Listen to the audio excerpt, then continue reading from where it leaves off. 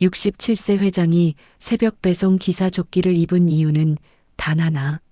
아들이 결혼하려는 여자의 진짜 모습을 확인하기 위해서였습니다. 약자를 대하는 태도가 그 사람의 본 모습이라 믿었던 그는 직접 현관 앞에 섰습니다. 이야기 시작 전 시청자분들의 구독과 좋아요는 영상 제작에 큰 힘이 됩니다. 오늘 준비한 영상도 재미있게 시청하셨으면 좋겠습니다. 좋은 하루 되세요. 이야기 시작합니다.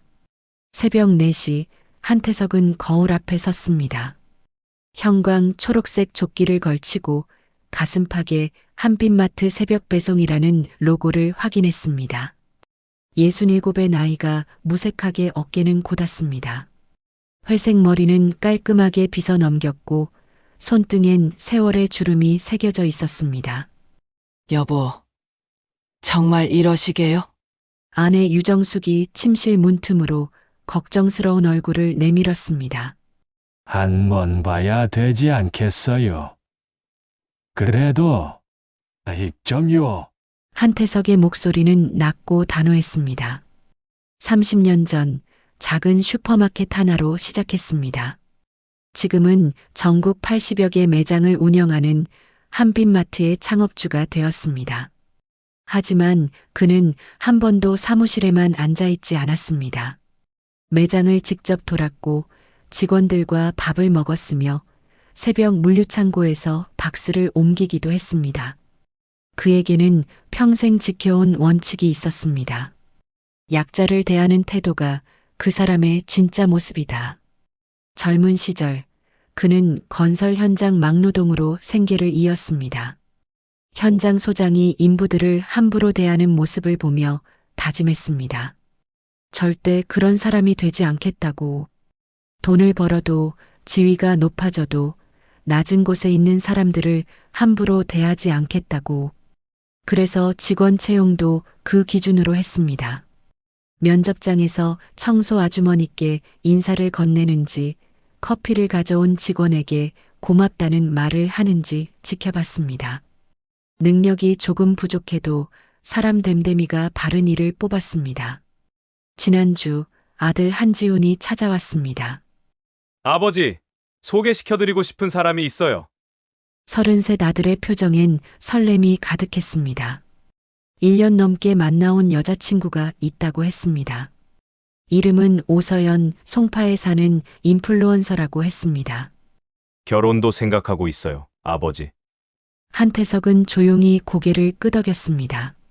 하지만 마음 한편이 편치 않았습니다. 아들의 행복을 바라는 마음과 함께 혹시 모를 불안이 스쳤습니다. 그리고 이틀 전 물류센터를 방문했을 때였습니다. 회장님, 송파 쪽 새벽 배송이 요즘 좀 힘듭니다. 베테랑 배송기사 김철수가 조심스레 말했습니다.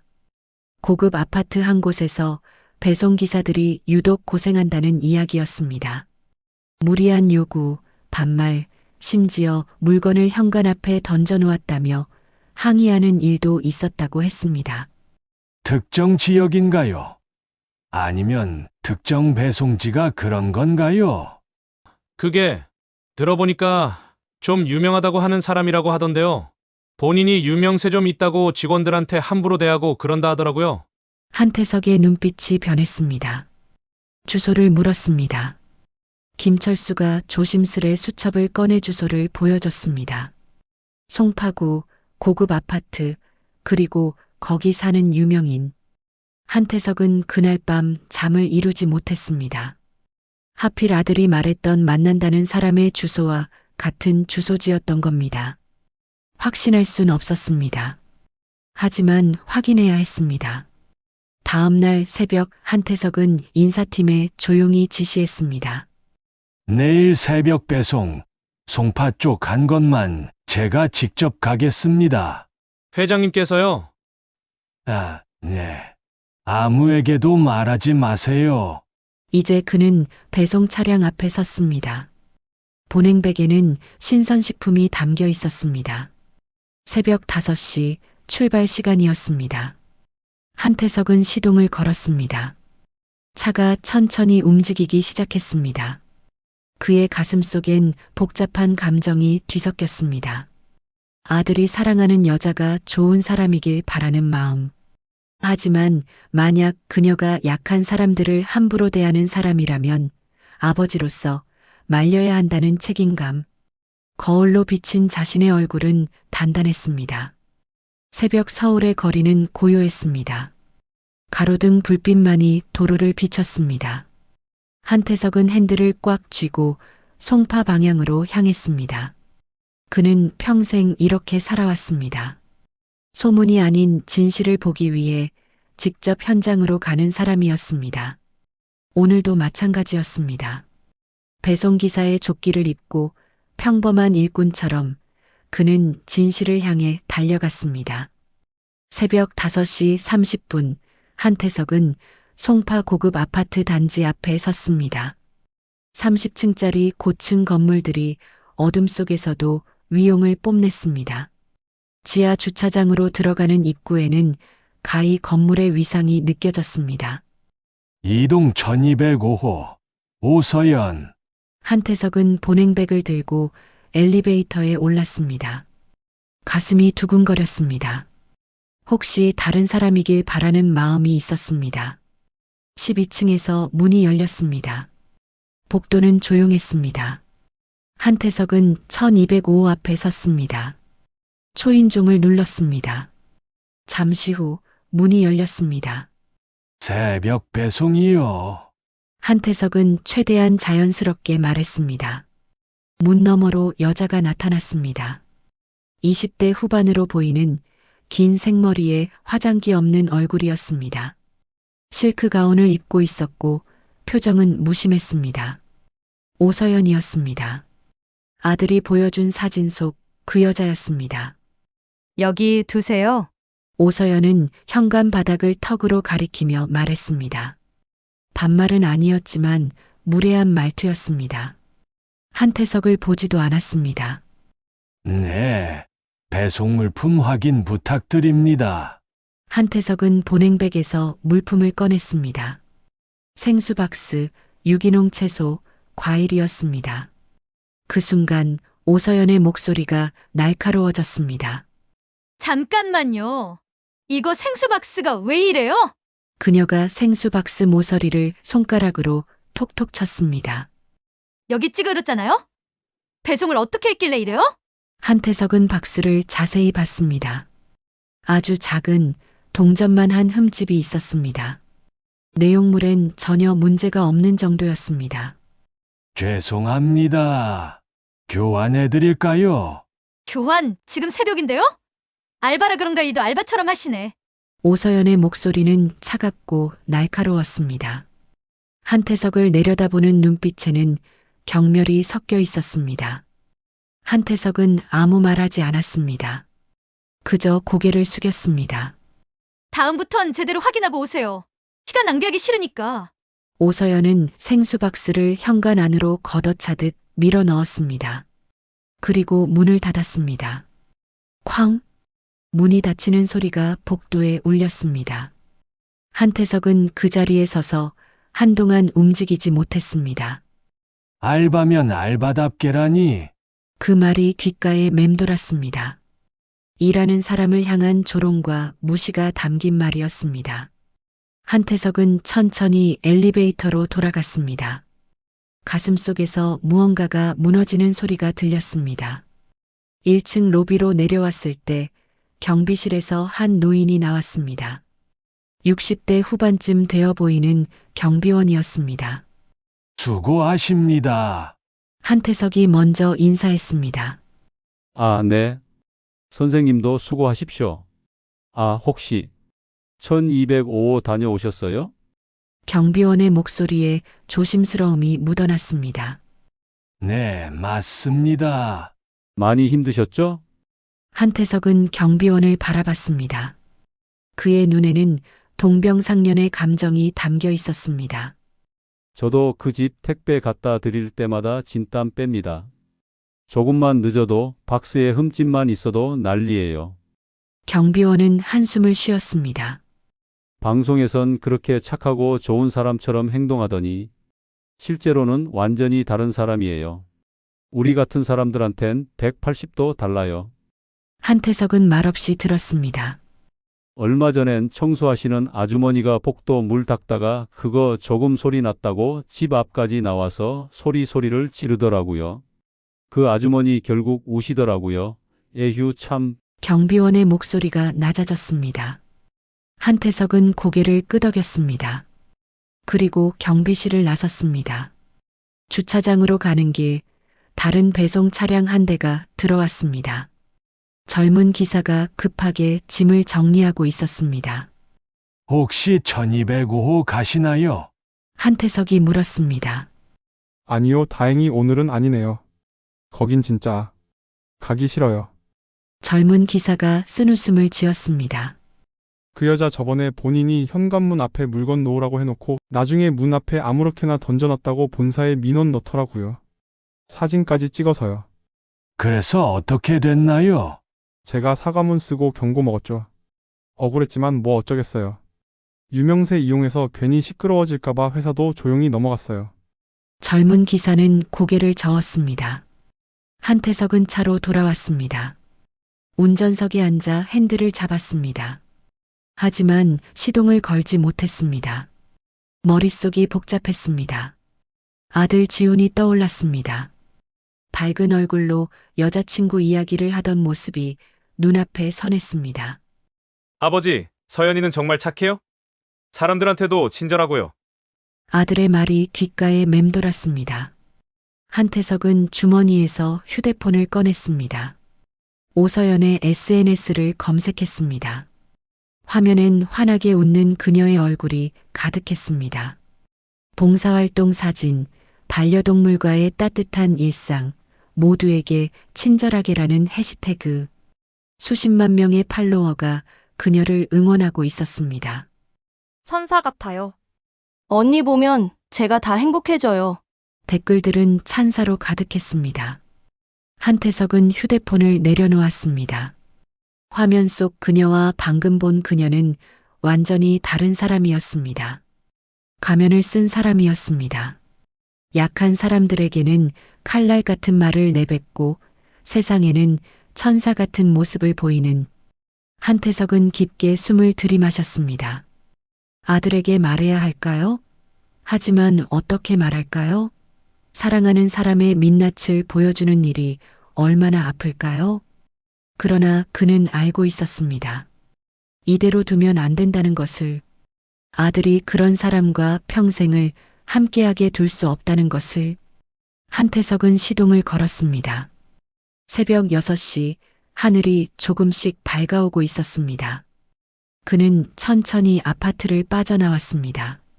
하지만 마음속 경고등은 이미 크게 켜져 있었습니다. 이제 결정해야 했습니다. 아버지로서 어떻게 이 진실을 전할 것인지. 오전 9시 한태석의 휴대폰이 울렸습니다. 물류센터 직원의 목소리였습니다. 회장님, 어제 따로 배송 가셨었던 배송지에서 재배송 요청이 들어왔습니다. 무슨 문제인가요? 생선이 신선하지 않다고 합니다. 새 제품으로 교체해달라고요. 한태석은 잠시 침묵했습니다. 새벽에 배송한 생선은 그날 아침에 입고된 최상품이었습니다. 제가 가겠습니다. 네? 또 회장님께서요? 네, 주소도 알고 있고 제가 갔던 곳이니 제가 가보겠습니다. 한태석은 다시 배송 차량에 올랐습니다. 오전 10시 1205 앞에 다시 섰습니다. 초인종을 눌렀습니다. 문이 열렸습니다. 아, 또 아저씨네요? 오서연은 팔짱을 낀 채 한태석을 내려다봤습니다. 이번엔 화장을 하고 있었습니다. SNS에서 보던 그 얼굴이었습니다. 생선 교환하러 왔습니다. 당연히 와야죠. 이게 뭐예요? 비린내도 나고. 오서연은 비닐봉지를 들어 한태석 앞에 내밀었습니다. 한태석이 확인하려 하자 그녀가 봉지를 확 낮췄습니다. 됐고, 확인할 거 없어요. 그냥 바꿔주세요. 빨리!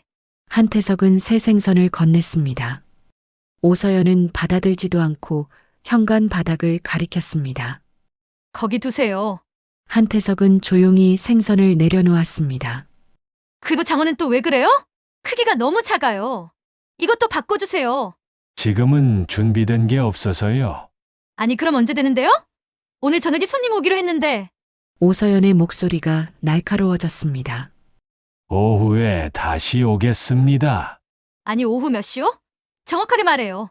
2시쯤. 2시 정각에 오세요. 1분이라도 늦으면 민원 넣을 거예요. 문이 다시 쾅 닫혔습니다. 한태석은 복도에 홀로 남았습니다. 오후 2시 한태석은 세 번째로 그 문 앞에 섰습니다. 이번엔 장어였습니다. 특대 사이즈로 준비해 왔습니다. 초인종을 누르자 안에서 전화 통화하는 소리가 들렸습니다. 응, 나 요즘 완전 잘 나가. 한빛마트 아들 한지훈이랑 사귀는 거 알지? 오서연의 목소리였습니다. 문이 열리지 않았지만 복도에 소리가 새어나왔습니다. 재벌은 아니어도 중견기업 아들이잖아. 결혼하면 인생 역전이야. 완전 신데렐라 스토리지. 한태석은 숨을 멈췄습니다. 사랑? 야, 그건 나중에 생기는 거지. 일단 결혼부터 해야지. 그 집 재산이 얼만데. 웃음소리가 들렸습니다. 가볍고 경박한 웃음이었습니다. 결혼하면 나도 인플루언서 말고 진짜 부자 되는 거야. 명품도 맘껏 사고 강남에 집도 사고. 한태석의 손이 떨렸습니다. 들고 있던 보냉백이 무거웠습니다. 남자친구? 솔직히 좀 순진하긴 한데 그게 낫지. 잘 구슬리면 되니까 내 말이면 꿈뻑 죽는다니까. 시아버지만 잘 보이면 끝이야. 그 순간 문이 열렸습니다. 오서연이 전화를 끊으며 나타났습니다. 한태석을 보고 짧게 미간을 찌푸렸습니다. 아니, 문 열려 있어도 초인종만 눌러야지. 누가 들어오려? 한태석은 아무 말도 하지 못했습니다. 장어 가져왔어요? 아, 네. 빨리 주세요. 바쁘다고요. 한태석은 장어를 건넸습니다. 오서연이 대충 훑어보더니 고개를 끄덕였습니다. 그래, 이번엔 괜찮네. 다음부턴 처음부터 이렇게 가져오세요. 그녀는 문을 닫으려 했습니다. 혹시 한태석이 낮은 목소리로 물었습니다. 뭐예요? 한지훈 씨와 어떤 사이신가요? 오서연의 표정이 싸늘해졌습니다. 그게 그쪽이랑 무슨 상관이에요? 아니, 제 통화를 엿들으신 거예요? 아니, 그냥 사생활 침해예요. 이것도 민원 사항이에요. 아시죠? 다시는 그런 질문하지 마세요. 쾅! 세 번째 문이 닫혔습니다. 한태석은 엘리베이터에 올랐습니다. 거울에 비친 자신의 얼굴은 창백했습니다. 결혼하면 인생 역전. 잘 구슬리면 되니까. 그 말들이 머릿속을 맴돌았습니다. 오후 4시 다시 전화가 왔습니다. 회장님, 또 1205호에서 연락 왔습니다. 과일이 상했다고요? 한태석은 전화를 끊었습니다. 더 이상 갈 수 없었습니다. 더 이상 그 얼굴을 볼 수 없었습니다. 그는 차 안에 앉아 한동안 움직이지 못했습니다. 아들 지훈이 떠올랐습니다. 맑은 눈으로 세상을 바라보는 착한 아들이었습니다. 누군가를 의심할 줄 모르는 순수한 청년이었습니다. 그런 아들이 저런 여자에게 속고 있었습니다. 사랑이라고 믿으며 평생을 함께할 사람이라 생각하며 한태석의 가슴이 무너졌습니다. 분노가 치밀어 올랐습니다. 하지만 동시에 무력함도 느꼈습니다. 어떻게 말해야 할까요? 어떻게 증명할 수 있을까요? 아버지, 서연이를 믿지 못하시는 거예요? 아들의 원망 섞인 목소리가 들리는 것 같았습니다. 한태석은 주먹을 꽉 쥐었습니다. 해가 서쪽으로 기울었습니다. 차창 밖으로 저녁 노을이 붉게 물들었습니다. 그는 천천히 핸들을 잡았습니다. 포기할 수 없었습니다. 아들을 지켜야 했습니다. 하지만 방법이 필요했습니다. 아들이 직접 진실을 볼 수 있는 부정할 수 없는 증거가. 한태석은 시동을 걸었습니다. 그의 눈빛은 단단했습니다. 흔들렸지만 꺾이지 않았습니다. 아버지로서, 창업주로서, 평생 약자를 지켜온 사람으로서 그는 반드시 진실을 밝혀낼 것입니다. 어떤 방법으로든. 오후 5시 한태석의 휴대폰이 다시 울렸습니다. 회장님, 1205호에서 긴급 배송 요청입니다. 지금 당장 와달라고. 알겠습니다. 한태석은 마지막으로 한 번만 더 가기로 했습니다. 이번에는 준비가 있었습니다. 가슴 주머니에 작은 녹음기를 넣었습니다. 증거가 필요했습니다. 1205 앞에 섰습니다. 초인종을 눌렀습니다. 문이 열렸습니다. 오서연은 화가 잔뜩 난 얼굴이었습니다. 아저씨 때문에 촬영 다 망쳤어요. 그녀가 소리쳤습니다. 무슨 말씀이신지. 방송 라이브 촬영하는데 배송 온다고 해서 지뢰했잖아요. 1시간이나 늦게 와서 스케줄 다 틀어졌다고요. 한태석은 시계를 봤습니다. 정확히 약속 시간이었습니다. 죄송합니다. 죄송하다고 끝이에요? 이거 손해배상 청구할 수도 있어요. 내가 누군 줄 알아요? 오서연의 목소리가 복도에 울렸습니다. 제가 어떻게 보상해드리면. 보상. 오서연이 비웃었습니다. 무릎 꿇고 사과하세요. 진심을 보여봐요. 그럼. 한태석은 그녀를 바라봤습니다. 무릎을요. 네. 무릎 말이 어렵나? 당신의 회사 교육이 어떻게 되어 있길래 고객한테 이런 식이에요? 오서연은 팔짱을 낀 채 한태석을 내려다봤습니다. 한태석은 침묵했습니다. 67평생 누구에게도 무릎 꿇어본 적이 없었습니다. 부모님 산소 앞에서 결혼식 패백 때 그때만 무릎을 꿇었습니다. 빨리 안 해요? 오서연이 재촉했습니다. 한태석은 천천히 무릎을 굽혔습니다. 냉랭한 복도 바닥에 무릎이 닿았습니다. 차가운 대리석의 감촉이 전해졌습니다. 죄송합니다. 한태석의 목소리는 낮고 조용했습니다. 그게 사과예요? 진심이 없잖아. 오서연이 휴대폰을 꺼냈습니다. 사진을 찍으려는 듯 했습니다. 이 모습 찍어서 본사에 보낼 거예요. 이런 직원은 잘려야. 서연아! 멀리서 목소리가 들렸습니다. 한태석과 오서연 둘 다 고개를 돌렸습니다. 복도 끝에서 한 남자가 달려오고 있었습니다. 한지훈이었습니다. 지훈아? 오서연의 얼굴이 순식간에 변했습니다. 놀람, 당황, 그리고 급하게 지어진 미소. 지훈은 숨을 헐떡이며 멈춰 섰습니다. 그의 눈은 무릎 꿇은 한태석을 향했습니다. 이게 무슨 일이에요? 지훈의 목소리가 떨렸습니다. 아, 지훈아. 이건 오해야. 이분이 배송을 너무 엉망으로 해서. 무릎 꿇게 했어요. 지훈이 물었습니다. 그의 목소리는 차가웠습니다. 아니, 그게 아니라 이분이 사과하겠다고? 한태석이 천천히 일어났습니다. 지훈이 그를 자세히 봤습니다. 형광조끼, 흰머리, 주름진 얼굴. 할아버지 같은 분한테 무릎 꿇으라고 한 거예요? 지훈아. 오해야. 내가 그럴 사람 아니잖아.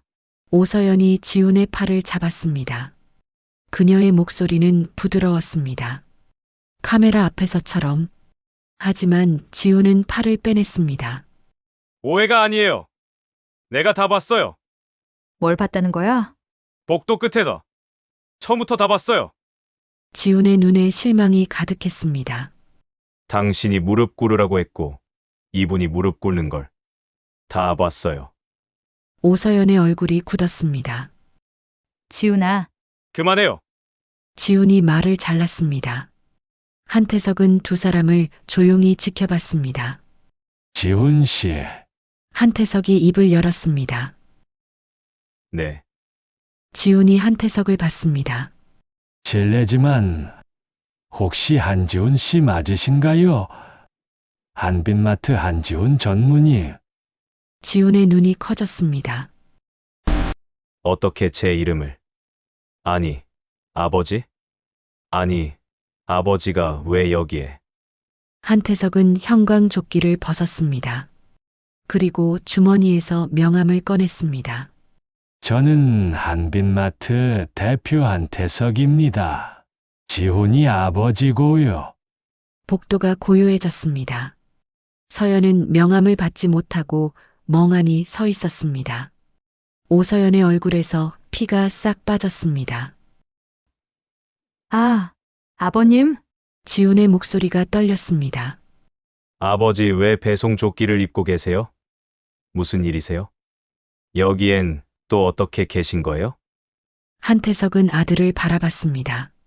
맑은 눈동자에 혼란이 가득했습니다. 지훈아, 아버지가 궁금한 게 있었다. 내가 사랑하는 사람이 어떤 사람인지, 네. 약자를 대하는 태도가 그 사람의 진짜 모습이라고. 아버지는 평생 그렇게 믿어왔어. 한태석의 목소리는 낮고 단단했습니다. 그래서 직접 확인하러 왔다. 배송기사오. 지훈은 말을 잃었습니다. 오서연이 다급하게 말했습니다. 아, 아버님, 이건 오해예요. 제가 아버님인 줄 알았으면 다르게 대했겠죠. 한태석이 말을 잘랐습니다. 바로 그게 문제입니다. 오서연 씨, 상대가 누군지 알 때만 예의 바르고 모를 때는 함부로 대하는 것. 오서연은 입술을 깨물었습니다. 한태석은 지훈을 향했습니다. 아들아, 아버지가 하루 동안 본 모습을 내게 보여주고 싶구나. 말이 아니라 내 눈으로 직접. 지훈은 고개를 떨구었습니다. 한태석은 조용히 복도를 걸어 나갔습니다. 뒤에서 오서연의 변명 섞인 목소리가 들렸습니다. 하지만 지훈은 대답하지 않았습니다. 엘리베이터에 오른 한태석은 깊게 숨을 쉬었습니다.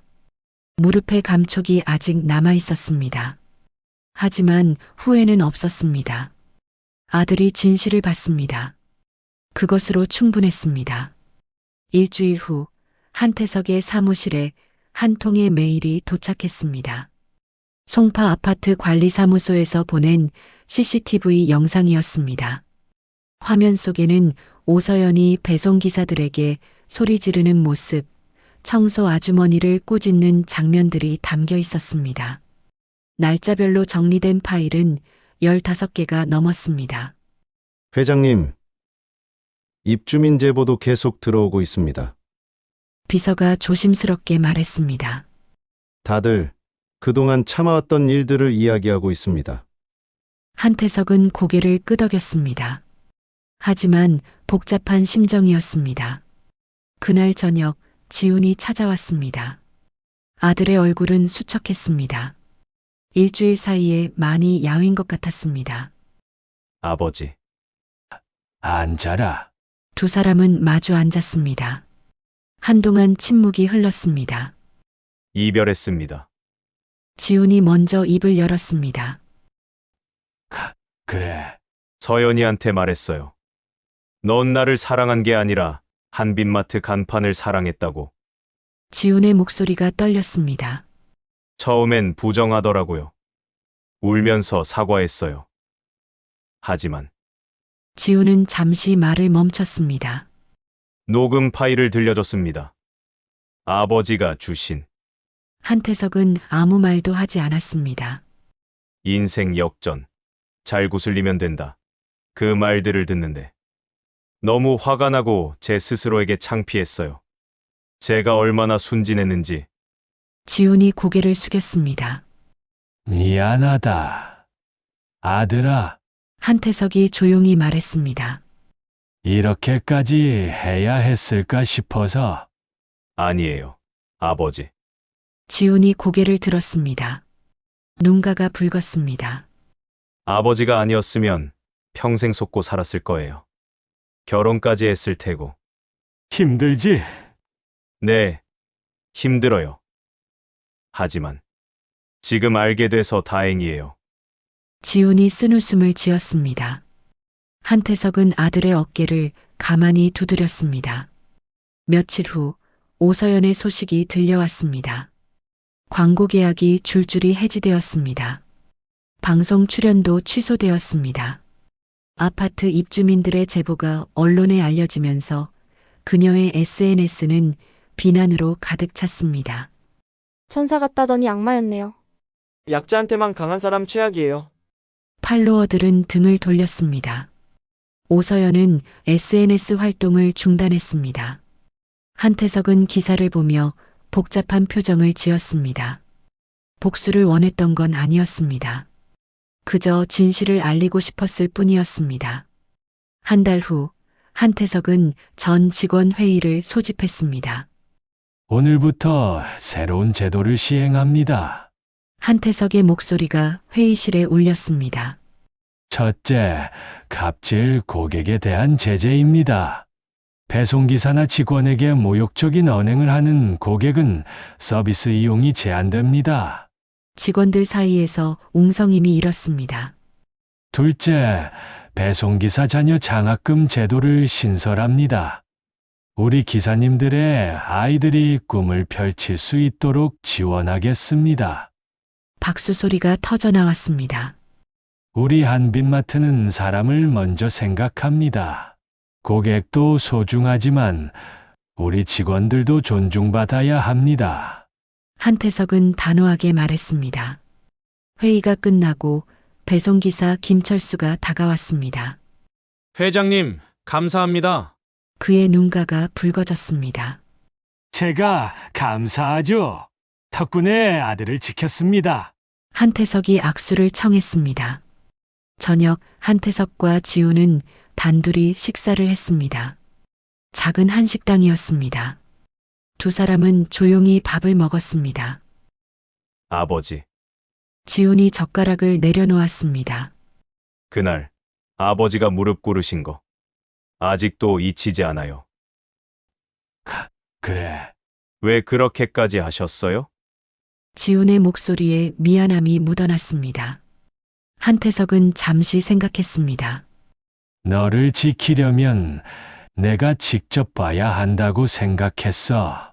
아버지가 아무리 말해도 내가 보지 못하면 소용없으니까. 하지만 너무 힘드셨을 텐데. 힘들었지. 한태석이 솔직하게 말했습니다. 하지만 후회는 없다. 덕분에 내가 진실을 봤으니까. 지훈은 고개를 숙였습니다. 아버지, 이제야 알았어요. 뭘? 사람의 가치는 돈이나 지위가 아니라 태도에서 나온다는 것. 약한 사람을 어떻게 대하느냐가 그 사람의 진짜 모습이라는 것. 한태석의 눈가에 미소가 번졌습니다. 아버지가 평생 지켜온 원칙이죠. 지훈이 물었습니다. 그래. 그리고 이제는 내 원칙이 되었으면 좋겠구나. 네, 아버지. 잊지 않겠습니다. 두 사람은 조용히 식사를 마쳤습니다. 밤하늘에 별이 떠올랐습니다. 한태석과 지훈은 나란히 걸었습니다. 아들아, 네, 언젠가 좋은 사람 만날 거야. 진짜 널 사랑하는 사람. 지훈이 웃었습니다. 일주일 만에 보는 밝은 웃음이었습니다. 그때는 꼭 아버지께 소개시켜 드릴게요. 배송기사 복장 입고 확인하러 가시지 마시고요. 한태석도 웃었습니다. 알았다. 다음엔 정장 입고 가마. 두 사람의 웃음소리가 밤거리에 울렸습니다.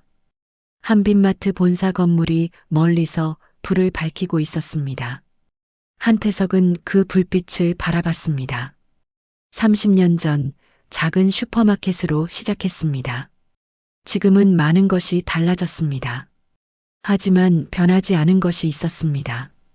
사람을 먼저 생각하는 마음, 약자를 존중하는 태도, 그것이 한빛마트의 빛이었고 한태석의 빛이었습니다.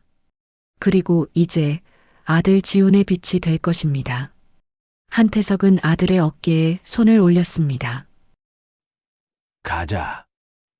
집에. 네, 아버지. 두 사람은 나란히 걸어갔습니다. 따뜻한 봄바람이 불어왔습니다. 사람의 진짜 모습은 아무도 보지 않을 때 드러납니다. 배달기사에게 청소 아주머니에게, 경비원에게 건네는 말 한마디가 그 사람의 인격입니다. 당신은 오늘 누구에게 어떤 말을 건넸나요?